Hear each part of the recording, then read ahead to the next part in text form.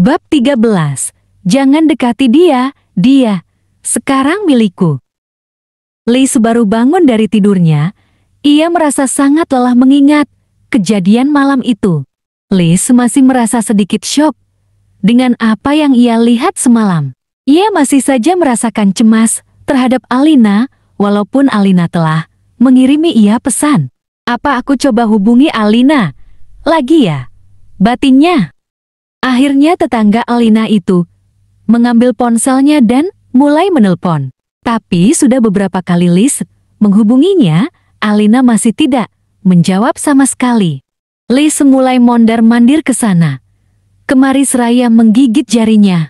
Lalu terlintas di benaknya untuk menghubungi Ethan, karena bisa saja Ethan sedang berada di kantor yang sama dengan Alina. Tapi setelah berdering satu kali, Liz segera mematikan panggilan telepon itu. Tidak, jika aku menghubungi Ethan, Alina bakalan marah sama aku.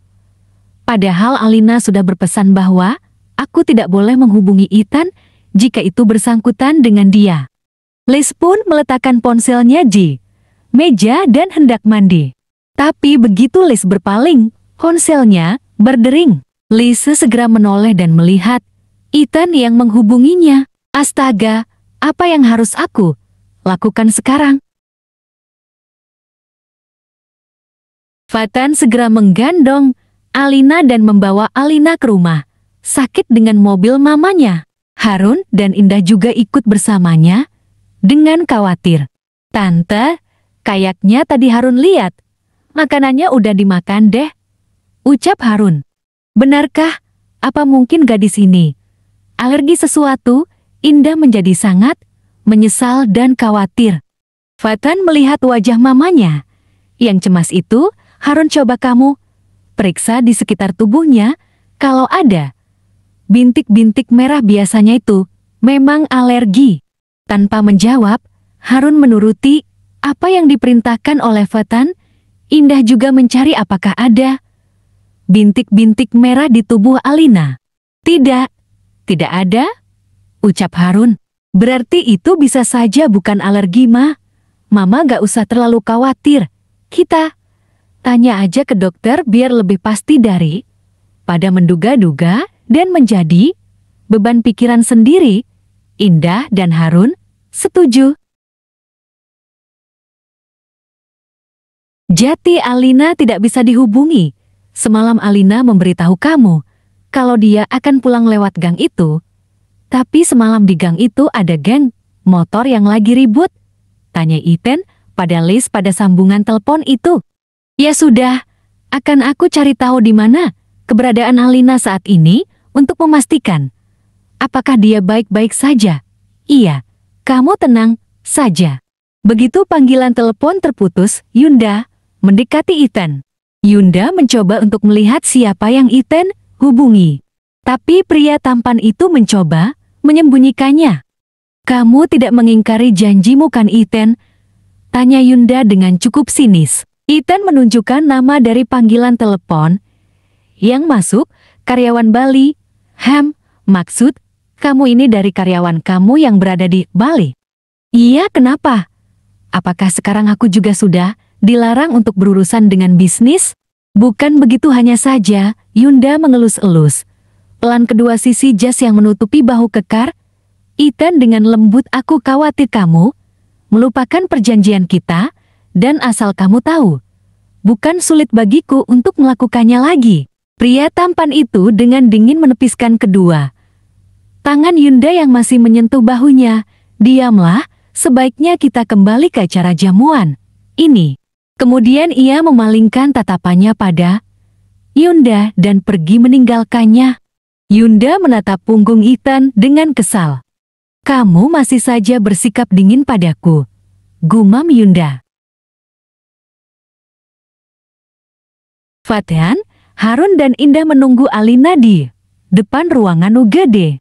Mereka menunggu dengan cemas karena mereka tidak tahu pasti apa penyebab Alina pingsan.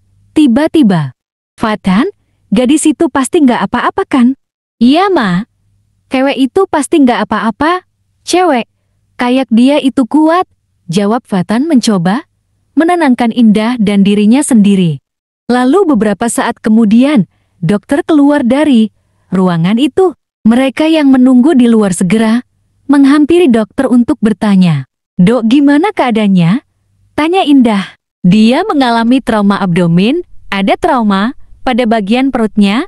Mungkin dia terbentur oleh benda tumpul atau pukulan." "Apakah itu parah, Dok?" tanya Harun. "Tidak, untungnya itu tidak parah.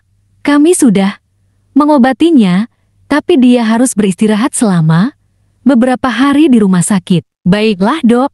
Terima kasih," jawab Fatan. Dokter itu pamit undur diri. Fatan memegang tubuh Indah yang masih terlihat khawatir untuk duduk di kursi. Harun segera menuju tempat administrasi. Mama lega karena dia baik-baik saja. "Mama, sungguh khawatir." "Iya, Ma. Semua baik-baik aja kan," kata Fatan tadi. "Tapi Fatan, bukankah kita harus kasih tahu keluarganya tentang kondisi gadis itu saat ini?" "Aku nggak tahu siapa yang harus aku hubungi, Ma. Aku ketemu sama dia nggak sengaja di arena balap." "Arena balap? Ngapain gadis itu di sana?" "Entahlah. Udah lama. Itu bukan urusan yang penting. Nanti aku cari tahu sendiri gimana untuk ngasih tahu keluarganya." Fatan berdiri dan meninggalkan Indah di depan ruangan UGD. Fatan berniat mencari udara segar untuk meredakan pikiran yang kalut saat ini. Begitu Fatan hendak membuka pintu keluar rumah sakit. Di saat yang sama, Ethan datang dengan tergesa-gesa dari pintu itu dan hampir menabrak Fatan. Fatan melihat ke arah Ethan yang berlari menuju tempat administrasi. "Pria itu, pria yang kami temui di gym," gumam Fatan. Fatan segera mendekati Ethan dan menghalangi petugas rumah sakit untuk memberitahu kamar tempat Alina dirawat. Mantan editor Alima itu menjadi kesal dan menarik kerah baju Fatan dan mencengkeramnya. "Siapa kamu yang melarangku menemui Alina?" Fatan dengan sombong menjawab, "Aku adalah pacar Alina. Kenapa memangnya? Bukannya kamu udah tahu waktu kita di gym saat itu?" Ethan pun baru ingat bahwa itu adalah orang yang Alina kenalkan sebagai pacar padanya di gym. Ia pun melepaskan cengkeramannya lalu berpikir sejenak dengan tenang. "Oke, baiklah, kamu memang punya hak sebagai pacar Alina untuk melarangku. Tapi aku mohon, izinkan aku melihatnya dan memastikan dia baik-baik saja," pinta Ethan. Dengan tegas Fatan menjawab, Enggak, akan pernah aku izinkan. Kenapa juga kamu mau nemuin Alina padahal kalian gak ada hubungan apa-apa? Alina gak pernah cerita tentang kamu, entah apa hubungan kamu sama Alina dulu, itu udah selesai, jadi jangan dekati dia lagi, sekarang dia milikku. Ethan tersentak kaget dan merasa sakit di bagian dadanya. Menurutnya, bagaimana bisa Alina bisa secepat itu mendapatkan seseorang yang seperti Fatan? Padahal dulu, Alina tidak pernah lepas dari pandangan dan jangkauannya. "Apalagi yang kamu tunggu? Cepat pergi dari sini. Baik-baik, kalau nggak mau aku seret keluar. Kamu, perkataanmu sangat kasar. Bagaimana Alina bisa jatuh di tanganmu?" Alina yang selalu bicara dengan penuh sopan santun dan lemah lembut, walaupun kadang ia menyeramkan tapi dia sangat tidak cocok untukmu. Fatan merasa diremehkan dengan Ethan. Ia mencoba menahan emosi dengan baik sebelum menjawab.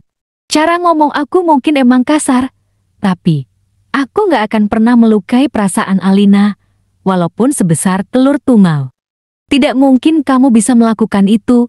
Kamu itu hanya manusia biasa," ucap Ethan dengan sinis sebelum ia pergi. Fatan melihat Ethan menjauh seraya melayangkan tinju di udara. Dasar orang kaya. Sombong.